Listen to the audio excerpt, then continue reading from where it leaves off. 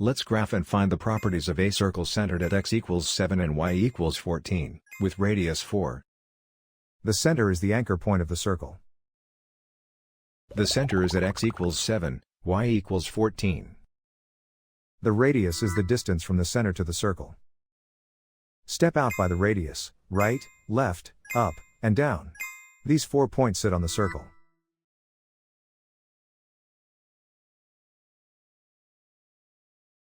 A circle equation uses center shifts on the left, radius squared on the right. The signs come from subtracting the center coordinates, x minus 7, and y minus 14. The radius is 4, so the right side is 4 squared, which is 16. Now we derive the related properties from the radius. The diameter is 2 radii across, 2 times 4 equals 8. The circumference is 2 pi r, 2 times pi times 4 equals 8 pi. The area is pi r squared, pi times 4 squared equals 16 pi. So this circle is described by its center and radius.